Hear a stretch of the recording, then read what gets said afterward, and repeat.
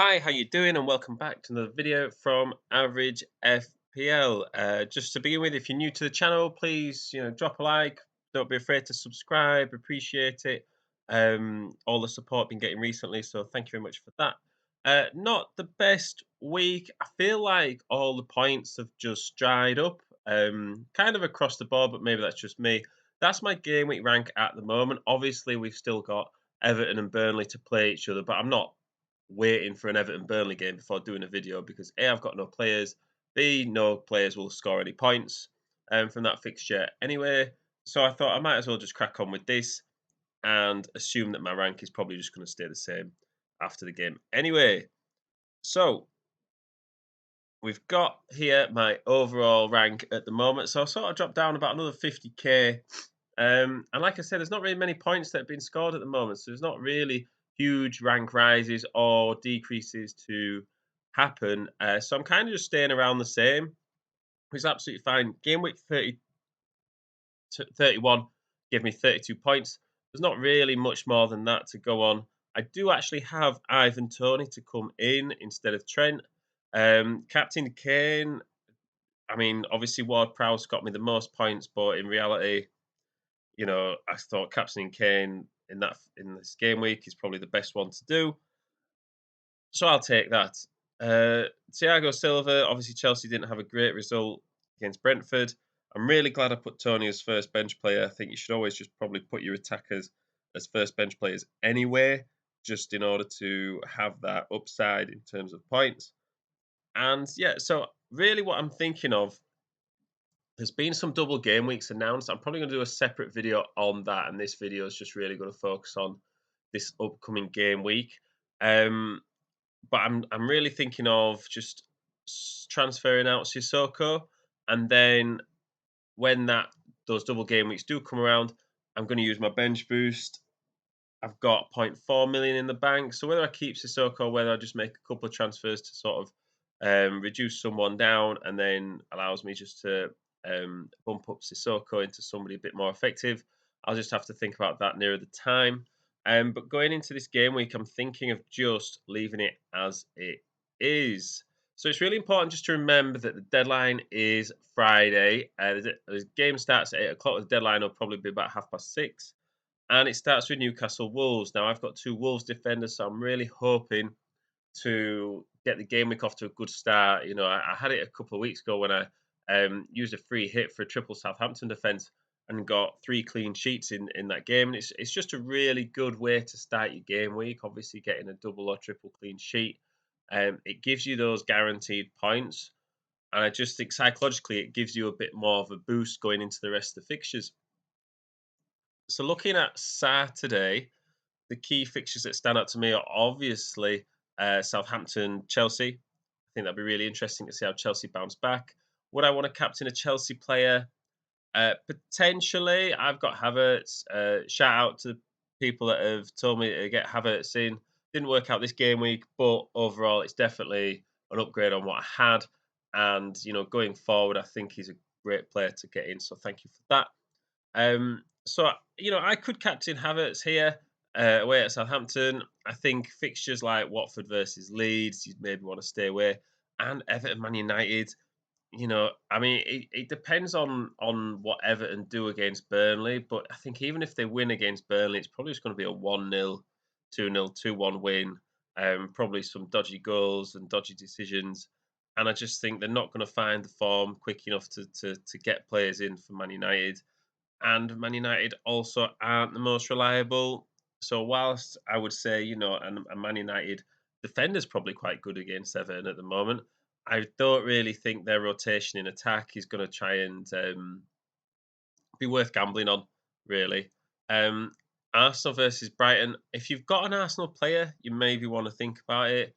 For somebody like Saka or Lacazette, maybe, but they didn't get a good result against Palace, and by all accounts, didn't play very well. Didn't see the highlights myself, but read up about it.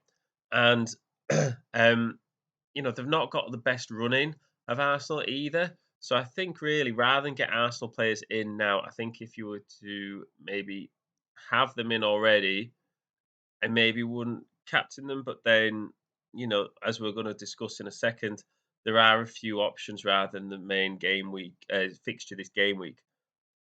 Going to that Man City Liverpool, captaining somebody like Salah is totally viable. I think still, even though they're playing Man City away, I think it's a sort of big game that he will get up for, and I think getting you know players on that fixture is worth the risk. I think also though, if you wanted to just avoid that fixture, if you think it's the sort of game that's going to finish 1-1, neither team's going to want to lose it, so they're probably going to play a bit more defensive rather than be open and attack. Then I think you could look at someone like Kane for Spurs, or the players we've just said, because if you're going to ignore those Man City Liverpool players, it does leave it quite open to a quite a balanced game captain for this game week. And you could it's really the sort of game week that you could take a big risk on and see how, if it pays off. I think if you're ever going to do it, I think when the two big teams are occupied by playing each other, this is the one to maybe do it on. So moving on to my team for this game week, at the moment, this is how it looks. I'm inclined just to leave it for now. I don't really see the need to change anything. I think I'm keen on rolling a transfer over, so it just gives me a bit more flexibility for next game week afterwards. And so we've got, like I said, the two Wolves defenders. So we've got Sarr and Cody against Newcastle away. I think that's a completely reasonable expectation that they could keep a clean sheet there. Newcastle may be feeling the pressure after that loss to Spurs, but I mean, they still have to try and perform, and the pressure's on. Thiago Silva, hopefully, he plays against Southampton. Him and Havertz, I think they could potentially return as well. And Matty Cash away at Spurs, I'm not really expecting too much there. There is potentially the chance of me swapping out Cash for Ramsey, but that's really a bit of a coin flip as to who I get in there. And it also just depends on if Trent plays. I would think he'd probably, have been rested in the previous game with this game in mind. So I think for a while, if you've got an injury and you're setting targets in the future, they probably will have just isolated this Man City game to say, okay, let's forget everything else. Let's try and get ready for this game. So I would expect Trent to play. Um, if he can, obviously. If he's sort of a few days away, they might just still stick him in. But then you could also argue that they don't want to risk him for things like the Champions League and the league running. Got Salah there. Obviously speaks for itself. And Ward Prowse against Chelsea. Ward Prowse getting that goal against Leeds last weekend. Fantastic. That's what I got him in for. Those free kicks.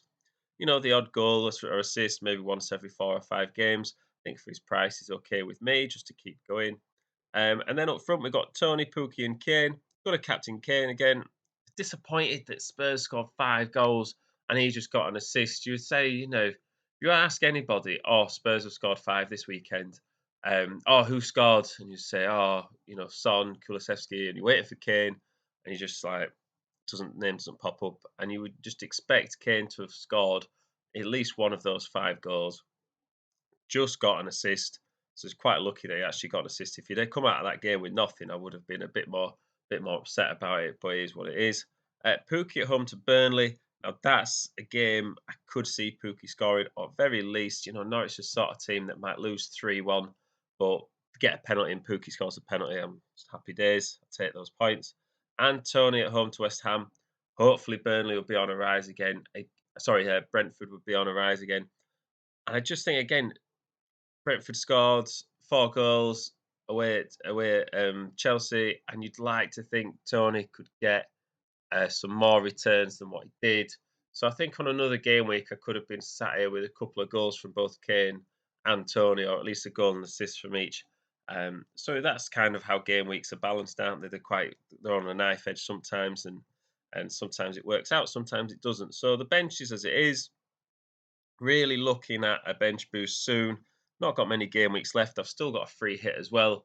So I kind of want to get that bench boost out of the way, the next double, and then just to focus on my strongest 11 for the next few game weeks running into the end of the season. So let me know what you guys think. If you think I should make any changes or you think it's all right as it is, I'm quite happy just to keep the team, level. I've not got too many Liverpool or Man City players combined, so I'm not really affected by that.